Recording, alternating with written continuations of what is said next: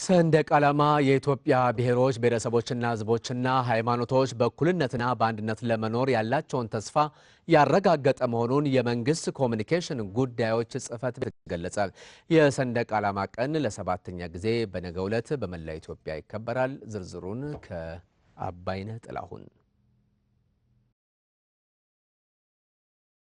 የመንግስት ኮሚኒኬሽን ጉዳዮች ጽሕፈት ቤት በሰጠው መግለጫ የኢፌድሪ መንግስት የሰንደቅ ዓላማ ቀን በሚል በየዓመቱ በብሔራዊ ደረጃ እንዲከበር በወሰነው መሰረት ለሰባተኛ ጊዜ ነገ ጥቅምት 3 2007 በመላ ኢትዮጵያ ይከበራል። ሰንደቅ ዓላማ የአንድ ሀገርና ሕዝብ የማንነቱ መለያ አርማውና የብሔራዊ ኩራቱ መገለጫዎች ከሆኑ እሴቶች መካከል አንዱ እንደመሆኑ ልዩ ክብርና ትርጉም የሚሰጠው ነው ይላል መግለጫው።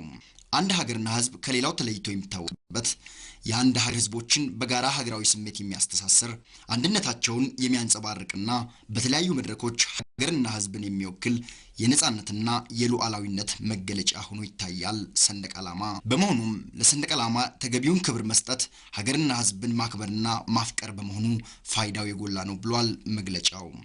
ሰንደቅ ዓላማ የአንድ ሀገር ሕዝቦችን ለጋራ ሀገራዊ ስሜት ፍላጎት ጥቅምና ብሔራዊ ክብር መረጋገጥ ሁሉንም ያላንዳች ልዩነት በአንድነት የሚያስተሳስራቸው ሕያው የቃል ኪዳን አርማ ነው። ለነጻነት ለሉዓላዊነትና በማንኛውም ሁኔታ ለብሔራዊ ክብር መረጋገጥ የሚደረግ ተጋድሎ የተለያዩ ሁነቶችና ክንውኖች በወሳኝ ደረጃ የሚያበስረው የሚንጸባረቀውና የሚደምቀው በሰንደቅ ዓላማ ታጅቦ ነው። ለዚህ ነው ሰንደቅ ዓላማ ለአንድ ሀገር ሕዝብ ያለው ትርጉምና በዜጎች የሚሰጠው ክብር የላቀ የሚሆነው ይላል መግለጫው። ከዚህ መሰረታዊ እውነታ በመነሳትም የኢፌዴሪ ሕገ መንግስት በአንቀጽ 3 ላይ ለሰንደቅ ዓላማ ተገቢውን ስፍራ ሰጥቷል። የዚህ አንቀጽ ንዑስ አንቀጽ 1 የሰንደቅ ዓላማውን ቀለማትና አቀማመጥ የሚያሳይ ሲሆን ንዑስ አንቀጽ 2 በሰንደቅ ዓላማው ላይ ስለሚቀመጠው አርማም ያብራራል። በዚህም መሰረት አርማው የኢትዮጵያ ብሔሮች ብሔረሰቦች ሕዝቦችና ሃይማኖቶች በእኩልነትና በአንድነት ለመኖር ያላቸውን ተስፋ የሚያንጸባርቅ ይሆናል ሲል መግለጫው አመልክቷል። የኢፌዴሪ መንግስት የሰንደቅ ዓላማና አርማን አስመልክቶ አዋጅ ቁጥር 16/1988 እና 48/1989 እንዲሁም የሰንደቅ ዓላማ ቀን በሀገራችን በየዓመቱ እንዲከበር አዋጅ ቁጥር 654/2001 አጽድቋል። በዚህ መሰረት የዘንድሮ የሰንደቅ ዓላማ ቀን ነገ ጥቅምት 3 2007 በህዝቦቿ ተሳትፎና ትጋት ድህነትን ድል በመንሳት ብሔራዊ ክብሯንና ሰንደቅ ዓላማዋን ከፍ ከፍ በማድረግ ላይ ያለች ሀገር ኢትዮጵያ በሚል መሪ ቃል ለሰባተኛ ጊዜ በመላ ኢትዮጵያ በደማቅ ስነ ስርዓት ይከበራል።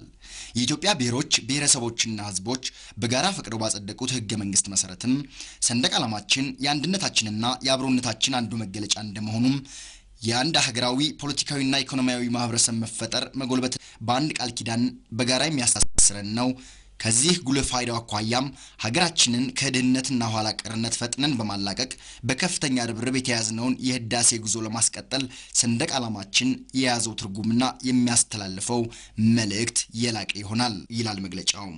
የኢትዮጵያ ብሔሮች ብሔረሰቦችና ህዝቦች በመፈቃቀድ የመሰረቱትን አንድነት የሚያንጸባርቅ አርማ ያለው ሰንደቅ ዓላማችን ለአንድ ሀገራዊ ራዕይ ስኬት በጋራ ያስተሳሰረን የአንድነት አርማችን በመሆኑ የሰንደቅ ዓላማ ቀንን ስናከብር በታላቅ የጋራ አገራዊ ስሜትና ብሔራዊ ኩራት ነው።